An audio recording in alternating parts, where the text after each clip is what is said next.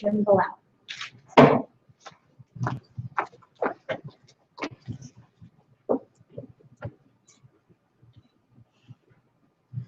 Oh, say, can you see by the dawn's early light what so proudly we hailed at the twilight's last gleam, whose broad stripes and bright stars through the perilous fight, o'er the ramparts we watched, were so gallantly streaming, and the rocket's red glare, the bombs bursting in air, gave proof through the night that our flag was still there. Oh, say does that star-spangled banner yet wave o'er the land of the free and the home of the brave?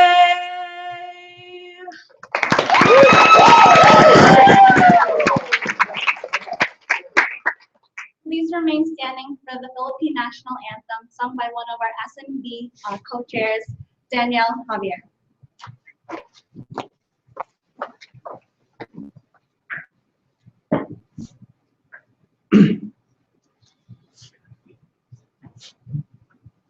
Bayang magiliw, perlas ng silanganan, alam ng puso, sa dibdib mo'y buhay, lupang hinirang, duyan ka ng magiting, sa manlulupig, di ka pa sisi, sa dagat at bundok, sa simuyat, sa langit mong buhaw, may dilag ang tula, at awit sa paglayang minamahal, ang kislap ng watawat mo'y tagumpay na nagniningning, ang bituin at araw niya kailan, pag may di magdidilim, lupa ng araw ng walhati pagsinta, buhay ay langit sa piling mo.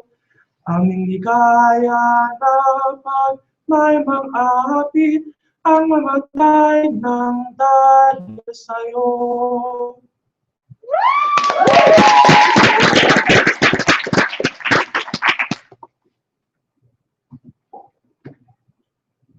You can have a seat.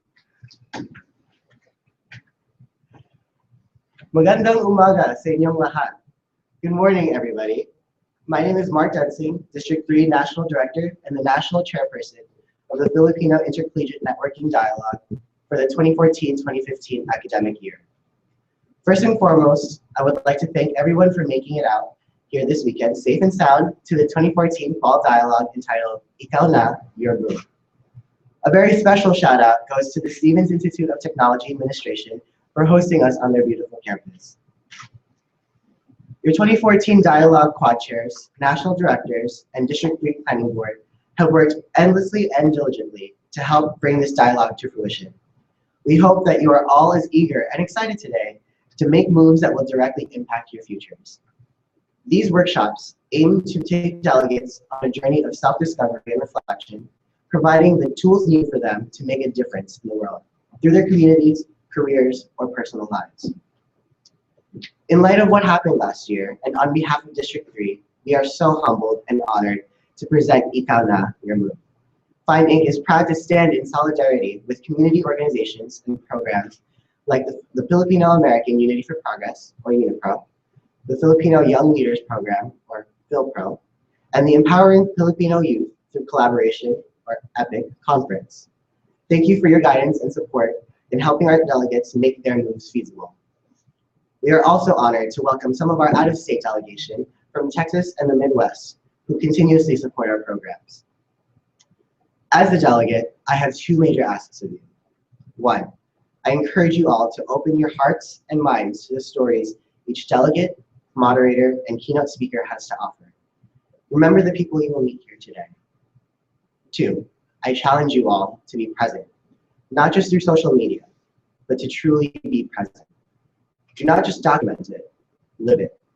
Take what you've learned here today and apply it in all aspects of your life. Lastly, I leave you with this. Be inspired to dream for more, take action, start your tomorrow now, and make your move. Welcome to Find Inc.'s 2014 Fall Dialogue, Ikaw Na, Your Move.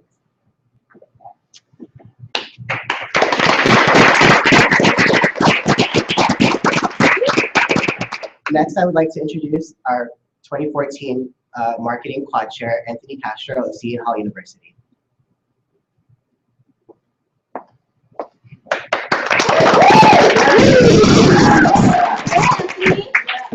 Thank you, Mark. Good morning, Fine family. It is my pleasure, on behalf of the Quad Chairs, to welcome you to Fine Inc.'s 2014 Fall Dialogue, Ikaw Na, Your Move. We are happy to have Fine Inc. join the national movement of Your Move and have this message spread out to the youth, the future leaders of our community. But what sets us apart is that this was organized solely by college students. But what does Your Move really mean? That is ultimately up to you. You may seek to find your move in your career, or in your personal life, or in your community. And if you're lost, then you can even start with your own club or your own organization. Use this dialogue as a journey of self-reflection. This is an opportunity for you to grow and to think about how you can leave your mark. Even as young individuals with so many different choices, we still have opportunities to leave our marks in our communities. Leaving your mark will change depending on where you are in life. But it's that kind of ability, that kind of freedom, and that kind of chance that makes this time in our lives so exciting. The Planning Board of Dialogue, District 3, and our volunteers have worked so hard to make this possible for you, our delegates. At one point, we all struggled to make our moves, but working together for this dialogue allowed us to put together our effort, our passion, and our interests to create the experience that we are in at this very moment. That was our move, and we were using our move to help you find your own. We challenge everyone to take the content of this dialogue with an open heart and an open mind, and allow yourselves to learn about others, to learn about yourself, and most importantly, to learn about what your move ultimately can and will be. Let me conclude by telling you that we are honored to have you as our guests. We know that you will have an amazing experience here at Ikaw Na, and will lead you to a stepping stone for your future. Thank you.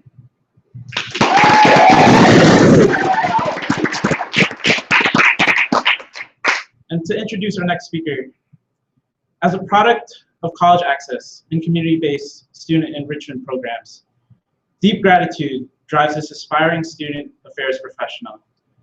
A believer in community beyond graduation and higher education beyond the institution, prioritizes learning outside of the classroom just as much as inside of them. Interested in relationship between undergraduate student leadership and culture groups and postgraduate civic engagement, and career advising as a strategy for sustaining students in community engagement. A social justice learner practicing self-compassion as a form of vulnerability and trying to grow in every direction possible. A recent transplant from Southern California to Seattle, Washington, earning her master's in student development administration. Please welcome Lizelle Ramos.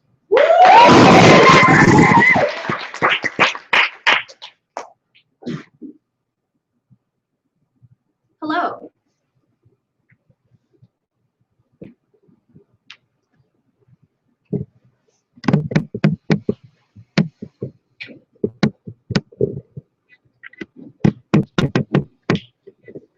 Hi again, my name is Lizelle Ramos, and let me first say that I'm not an expert. other than anything than my own experience.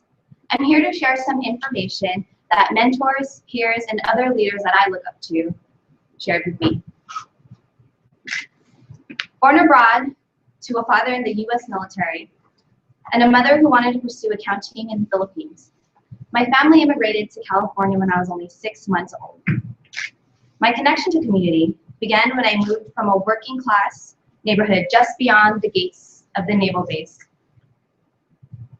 to the suburbs outside of San Diego, where my elementary up until middle school was, if not all, Filipino or students of color. When I moved, it was culture shock. Nearly nobody looked like me, and I could hardly connect with my new classmates. I asked myself, why did I grow up differently? I didn't know then that my identity development propelled my professional journey. The Philippine American Youth Organization, or PIO, was a groundbreaking grassroots space for me. At the time, 2 mentors, Ate Melissa, who was a non-traditional undergraduate veteran student returning from war to go back to school at the University of California, San Diego, or UCSD, majoring in ethnic studies, and with Ate Lilian, who is an aspiring doctoral candidate in Philippine studies and community organizer in theater arts. Both would share what they learned at the academy and bring it back to the community. It were these weekly lessons that introduced the fact that systems were in place about why my family immigrated to the United States in the first place, and the fortunate and unfortunate history and process with us what it meant to grow up without a lot of financial capacity. These women and other PIO mentors modeled what I could be beyond what my family believed was possible. Ate Melissa and Ate Lilian believed in me and planted the seed of community in me. I was a freshman in high school, and I attended Kaibigang Filipino, or KP, high school conference at UC San Diego, where participants attended workshops and learned vital information about college access programs, college entrance requirements, financial aid options, and even attended a talent show. I still remember being placed in small groups with other high schoolers across the region and had a fun facilitator, college students like you, who facilitated dialogue connecting culture to the college experience. Very similar to what FIND and other collegiate alliances across the country do for their own participants. Now imagine that for even younger students. It was there that I met career counselor and KP staff advisor, Christy Kyogi, who introduced me to the field of student affairs. Christy believed in me and gave me the tools to find my career. While I was in college, I was involved in Filipino American Alliance organizing as the first elected chairperson of the resurrected Southern California Filipino American Student Alliance, and attended FACT, Filipino Americans Coming Together Conference at the University of Illinois in 2007, and FIND Conference, my first one, at the University of Maryland in 2008 to do research and trying to organize SEPAS's first conference back in California. And what had happened was, I gained insight to student life and engagement and student engagement in these spaces. That's student affairs, where what I was doing, what I wanted to learn about, and what was already important to me was something that I could actually do for a living. Mind blown. It is the work and learning that happens outside of the classroom. At a Student Affairs National Conference in 2010, I met professionals who looked like us. And I listened to their stories, and their insight echoed the opening ceremony video that highlighted words such as justice, advocacy, progress, and power of one. These words struck a chord in me, ringing true the same values I had already built upon as a student organizer myself within the Filipino community. John Legend, opening keynote speaker in 2012, outlined obstacles young people face before even reaching college, calling upon higher education professionals to be active agents. Hey, John Legend, Yes, John Legend believed in me too.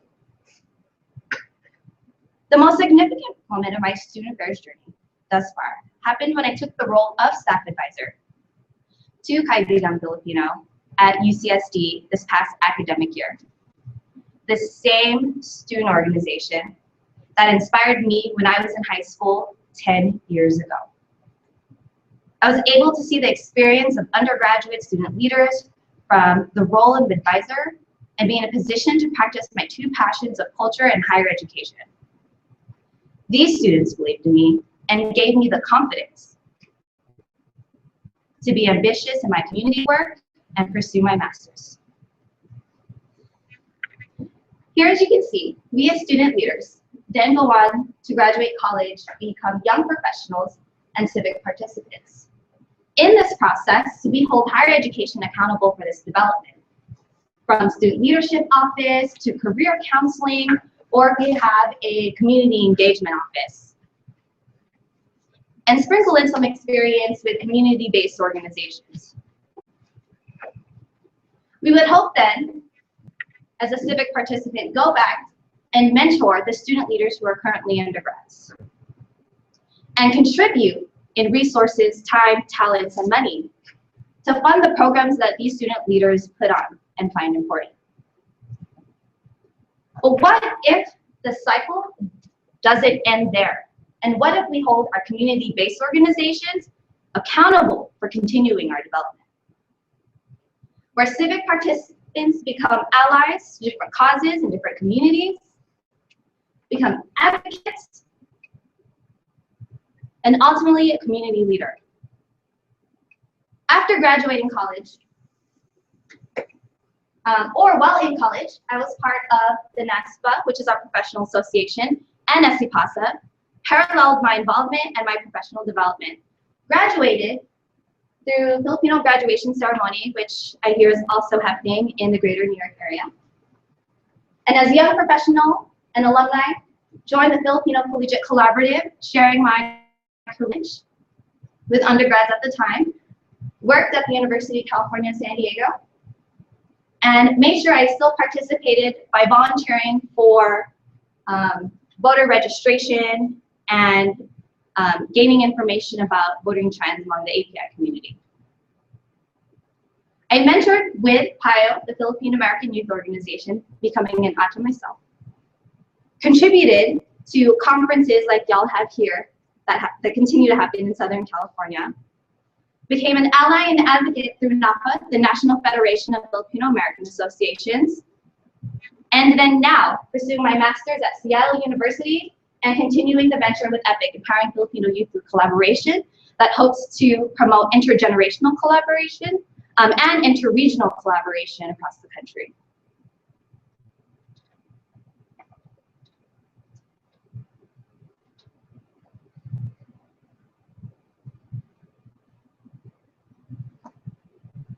I'm continuing that journey where 2.5 months ago, I moved away from sunny San Diego to Seattle University in the Pacific Northwest. So what did I learn in my 2.5 months so far? Well, I learned in graduate school, or any more education at that, doesn't shield you from microaggressions or injustice. In the words of my amazing cohort mate and new friend, Jeanette Nava, if I have the privilege of owing thousands of dollars in student loans, then I will exercise the privilege of questioning how and for whom I exist in this system. I was reminded of my purpose when the Dean of Students at Seattle University said, "You are not earning this degree just for you, but for the students you have yet to meet and the policy you will change." It is a privilege to have the opportunity to talk about diversity and social justice every day. Be Flawsome, that's right, I said it, Be Flawsome, by Eric Holman, author of Socialnomics. Through our flaws, we can be awesome. I make mistakes, but the true quest is how we own these logistical, language, and behaviors that hurt others, and how do we amend them by educating ourselves with humility and allowing ourselves the space and grace to heal. What can you take away? 1, shift your paradigm that the Filipino community is not just something that's for fun or extracurricular, but this space and network here can and is the catalyst for personal and professional growth. 2, transform your online presence. Are you perpetuating injustice through your words, your posts, or laughing at jokes online that are racist, sexist, homophobic, transphobic, or part of rape culture? 3, find a mentor. Whatever it is you want to do, someone in the Filipino community is already doing it. Find them. And if not, find a mentor who will help you break ground to get you there. They are here right now. Your workshop presenters, the alumni who come back, and the community vendors in the lobby. The student affairs staff member or graduate student at your respective colleges and universities. You may already look up to someone without even realizing it. Ask them. And not just one mentor, you can have different mentors to serve different purposes. One for personal, one for professional, and one for community. 4, maximize your time in college, on and off campus, and list it. What skills do I want to attain, and where can I learn these from? What are my professional goals, and what do I need to know? Community endeavors, how can I share this knowledge? And 5, post it forward. Step back and see how your connections made here can help define your career. Get on LinkedIn and build your network now, and write a recommendation blurb for those you've worked with, even if it's a school project, or those you admire. Nominate the people you believe in for awards. We need the mainstream to know that people who look like us are doing right in this world. And be a mentor yourself. There are high school students out there who want someone to look up to. I was invited here today because someone believed in me and gave me this platform, so here I am. And let me tell you, I believe in you. You don't stop being Filipino after you graduate. Invest in community beyond graduation and higher education beyond the institution. It's your move, and the seed of community is planted in you.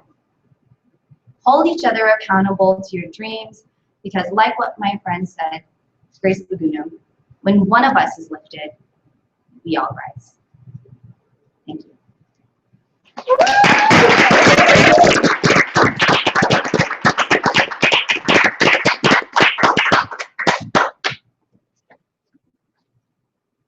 Thank you so much, Giselle, for sharing your moves with us this morning. It was truly inspiring to hear from you. Next, I would like to introduce our second keynote speaker, someone equally as inspired. Mr. Lucky Siap came to the States in 2006 from Cebu City, Philippines. Moved by a passion to unify the Filipino-American community, Lucky travels throughout the country, addressing members of the community, holding workshops, doing very much what he is today, helping people realize their moves,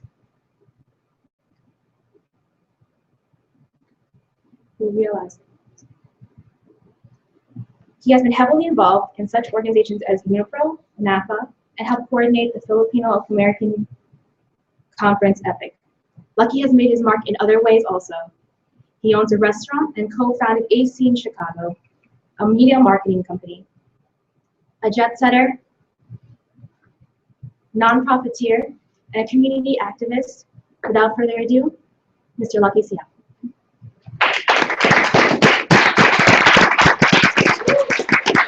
Thank you, Trina.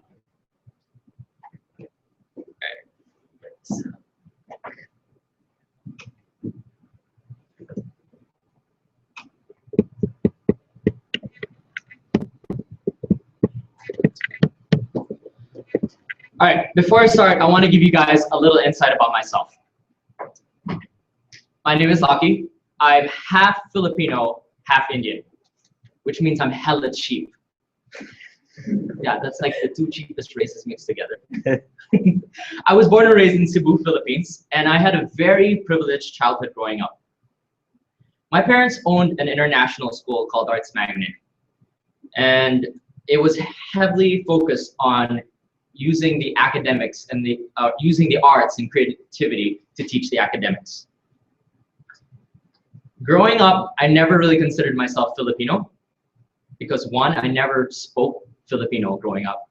I spoke a little bit of Visayan, and most of my friends were, to be honest, pretty whitewashed. My weekends consisted of going to country clubs, going to yacht parties with friends, scuba diving, island hopping, and I was a pretty spoiled kid.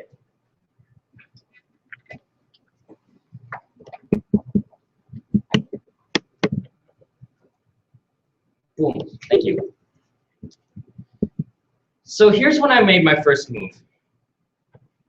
The one thing I enjoyed, or I was really passionate about, was that I always participated in school plays. In 6th grade, my best friend and I were walking through the halls of my school, and the principal calls him over. And so I was like, "Oh, you're in trouble." I found out that he wasn't in trouble, but the principal called him because she thought he was a good candidate to go to this school called the Philippine High School for the Arts. It was pretty much considered like the Juilliard of the Philippines. It was a boarding school located on a mountain in Los Baños, Laguna, which is far away from Cebu. And you kind of had to audition to get into this boarding school, take tests, and compete for a spot of 40 students. And they would, around 40,000 students would apply, they'd only choose 40. And so I wanted to get this full scholarship, or if my friend went, I wanted to go with him. So I told the principal that I'd sign me up as well. I didn't think too much of it. To be honest, I just wanted to do it for the experience. But I actually ended up getting in that school. For some reason, my mom was very hesitant to let her 12-year-old boy leave home and go to boarding school. But my father told me to just do it. And if it wasn't for me, I could always come back home. So being 12 years old, away from home felt pretty awesome first, or so I thought it was. My first year of high school actually didn't go very well. Instead of thinking I would be the popular kid as I always was growing up, everybody freaking hated me. I did not get along with any of my classmates. The main reason, I didn't know how to speak Tagalog. And my background was so different from theirs. Majority of my classmates didn't come from very privileged families. And I grew up having this mentality and acted like I was better than all of them. I was a dick. I ended up becoming the last person that my classmates would choose for group projects. By the end of my first year of high school, I felt like my safe, comfortable world was falling apart. My aunt, who was very close to my family, had suddenly passed away. My family had made bad business decisions where we lost our money, our fortune. We had to end up losing our school, and we ended up losing our home. It was then when my parents decided to start over and come to the United States. My mom tried to find a job here, and my parents gave me a decision whether to join them and move with them to the United States or continue 3 more years of high school by myself in a boarding school that I was unhappy with. I chose the latter and decided to stick with it. And it ended up actually being pretty awesome. I had to learn to really take care of myself, decide to actively learn Tagalog. I had to change my outlook and really get to know my classmates on their perspective. And honestly, it was a very humbling experience. That's when I actually started to learn more about my history and my culture and understood what it meant to be Filipino. So fast forward to 2006. I graduated high school, fly to America, and then I become heavily involved with the Filipino-American theater group called Circa Pinteg. From then, I start volunteering at all the different community events and trying to be involved in every single thing that was happening in the community while going to nursing school. When I was in college, I realized there was nothing out there really connecting the community to help them get the word out. So I started AC in Chicago, short for Asian Scene, an online platform that helped the community with their media, marketing, and events.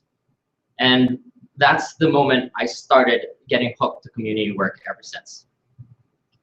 So let me give you a little fine feed on what I think, yes, fine feed, but I think the top 5 things that will help you make your move. Number 1, don't just join something, get involved.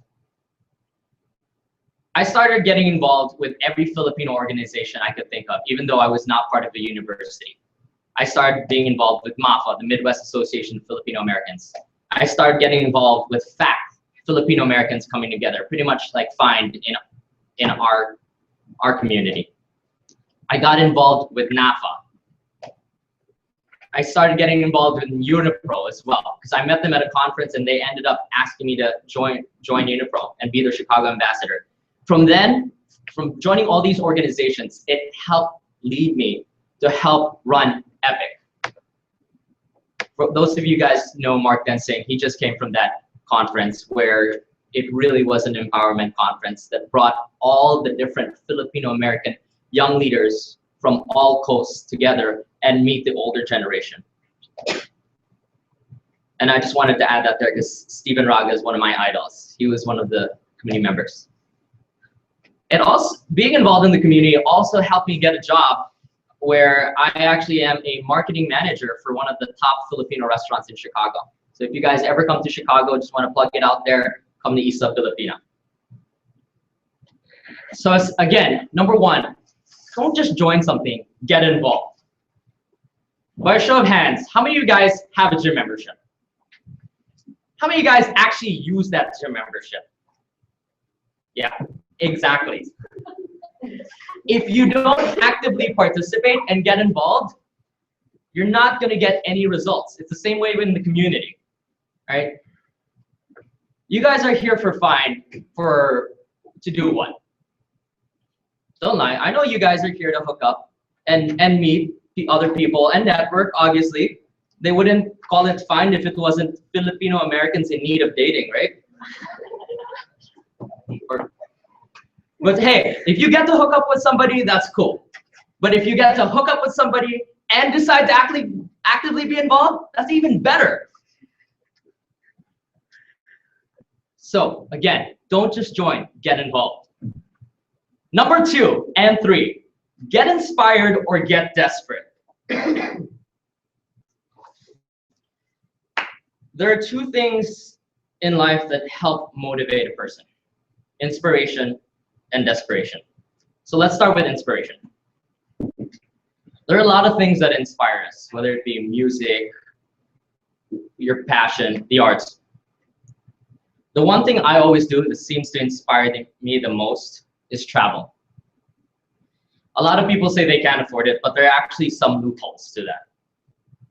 You just need to know how to spot it. In January 2013, I went through the worst breakup of my life. I was extremely depressed. I could not function. And I was at an all-time low. A couple of my friends were going to the Philippines, and they decided to just have me come along with them. So I opened up a credit card with 0% interest for 1 year and flew to the Philippines, and it was the best decision I ever made. The moment I landed there, I had a flow of creativity and positivity. And there was also a flow of alcohol as well. But in all seriousness, the moment I got back to the United States, I was so energized and full of ideas that it helped me move my business forward.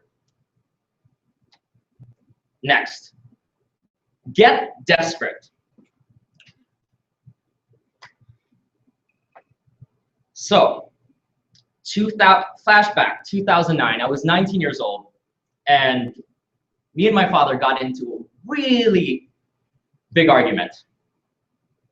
He ended up kicking me out of the house and told me I could no longer live there and that he would not, from then on, not financially support me.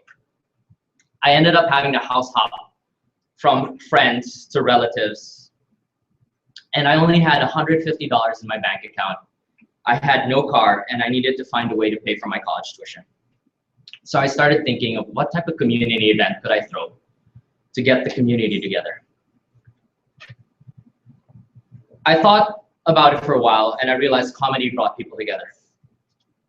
So I put together a comedy show featuring Rex Navarrete, the Filipino comedian. I reached out to him via email and said, "Hey Rex, my name is Lucky. I'm a student organizer. I don't have much money, but I'd love to bring you out here for an event. Do you think we can do it?" He said, "Yeah, sure, but you're gonna need to send me a down payment of $150. So I sent him the check with the remainder of my money. So I had the performer, but I didn't have a venue, marketing, any sponsors. I had to figure out how to pay for his airfare, hotel, food, and ground transportation. When you get desperate, you start being creative. Mind you, I've never produced a show in my life during this time.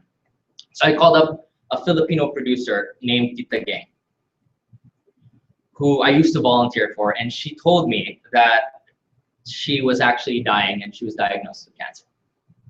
But we had this really strong bond where she ended up helping me out and getting me sponsors for the show. Because of that, I was able to get a venue. I called my sister up to get her airline miles to pay for Rex's flight. I asked my buddy who worked at a hotel to have him sponsor the show, sponsor Rex's hotel in exchange for tickets. I called up my friends who own restaurants to take care of his meals for tickets. And I asked my buddy who knew graphic design to help me with the poster design. This was the really ratchet version. This was his version. By the night before the show, I was freaking out because I only had 20 online ticket sales. I thought that I was going to lose all my money. So I did not sleep and started blasting out that information to every single Filipino and non-Filipino friend I had on Facebook to come to the show. On the day of the show, we had over 800 people pack up the theater. That $150 investment ended up turning me a profit of $15,000, which I got to use to get my own apartment, my own car, and pay my college tuition, and decided to donate the rest of the money to the community. So again, desperation can be a very strong motivator. Number 3, or number 4, get out of your comfort zone. Here's a little exercise I want everybody to do. I want everybody to stand up. Yes, stand up. Put your arms on the shoulder of the closest person to you, either in front of you or beside you.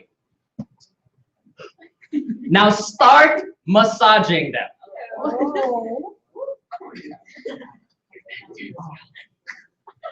All right. Did that make you feel a little uncomfortable? Yeah.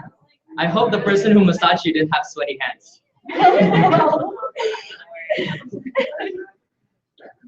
You can stop massaging. I mean, I know you're enjoying it. You're enjoying it right now. You don't wait for an opportunity. Take it or create it. Last year, there was this TV show in Chicago called Chicago PD, for any of you guys who are familiar with it. And they put out a blast saying that they're going to be shooting and needed Asian extras. So I contacted the producer via email and said, "Hey, I run an Asian online platform. Let me help you with the casting." They called me up 5 minutes later and hired me as one of their assistant casting directors. Because of that, I also got to play a bit role in the TV show. And I got to meet Mark Dacascos, for those of you who know, the Filipino-American actor who's also the chairman on the Iron Chef. So I decided to take it a step further. And that was the same time that High-End had happened, and I was organizing a benefit fundraiser. So I went up to Mark, not knowing him, and I just said, hey Mark, I'm doing a benefit for Typhoon High-End. Do you think you could stop by and promote the show? And he said, yeah, I'll do it. Never be afraid to ask for help. The worst somebody can do is say no. Next and last, number 5, fuck perception. Yeah, I said it. You guys do not need to be perfect when you're planning your move.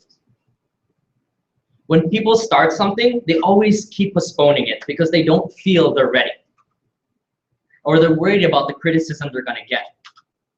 But if you don't make your move and put yourself out there, you're not gonna be able to get any criticism or accept it, and you won't be able to go further.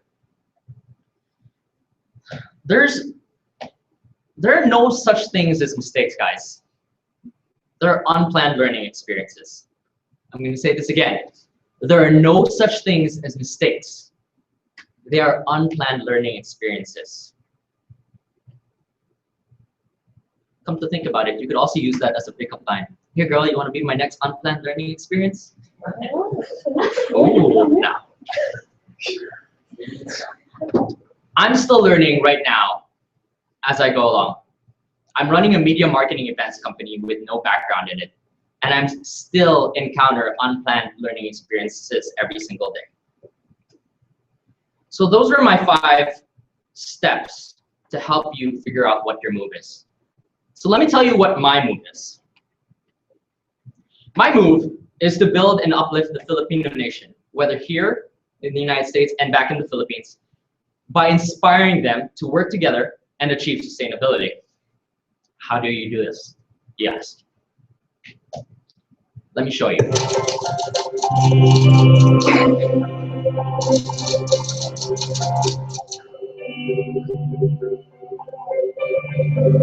What is the Phil-Am model for nation building? It's a framework for organizing our Filipino-American communities to easily work together and achieve sustainability. The framework is made up of 3 pillars that synergistically work together. The 3 pillars are to connect, to educate, and to fund. Before we go into the details of the framework, we need to define a context with a vision that inspires us, a mission that serves everyone, and a value system that honors our roots as Filipinos. The vision is, we are one Filipino. It means that we are one Filipino family and that we are rooted from one place, and that is the Philippines. The mission is to build and uplift the Filipino nation.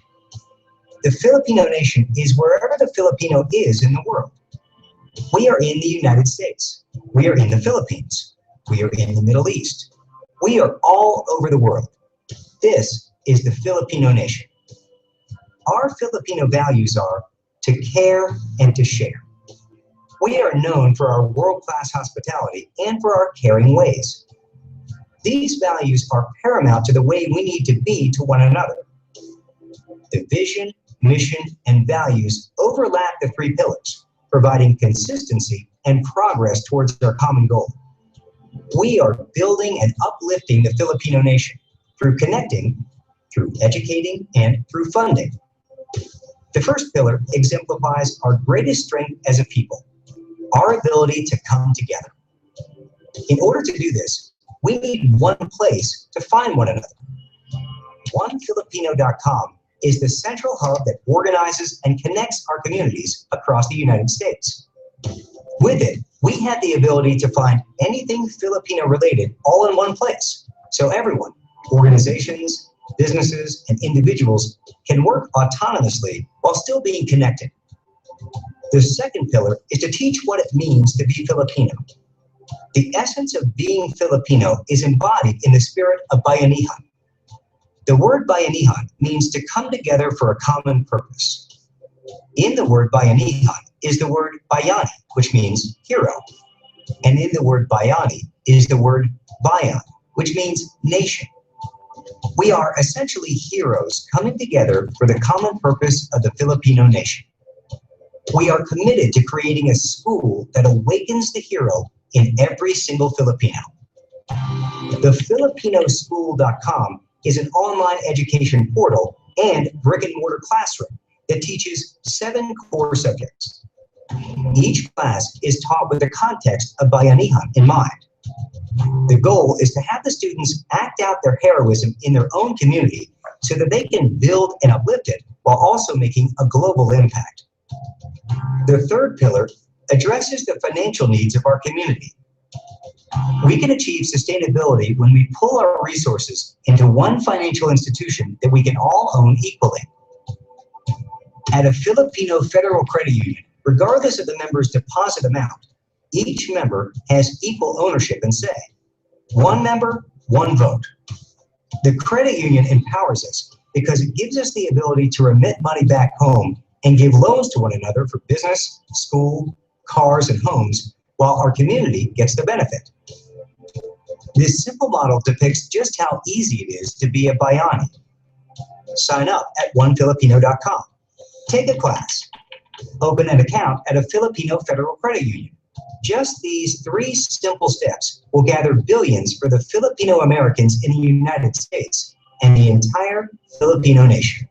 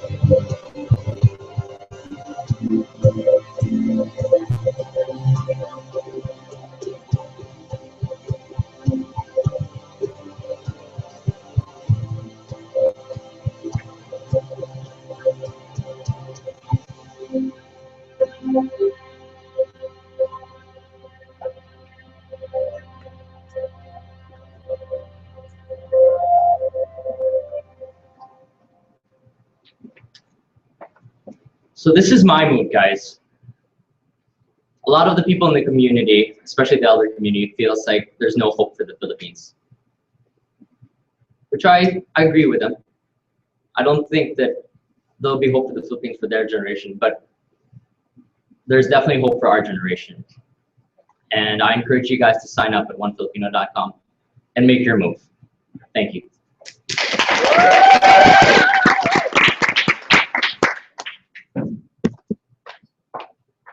Thank you again to Lockie and all our other speakers as well as singers for taking part in our opening ceremonies. So this concludes opening ceremonies. Again, please take everything that was said to heart and really try to open yourself up to participate in all of the workshops. My last piece of advice to you is to make, not just to make your move, but make your move count. Thank you.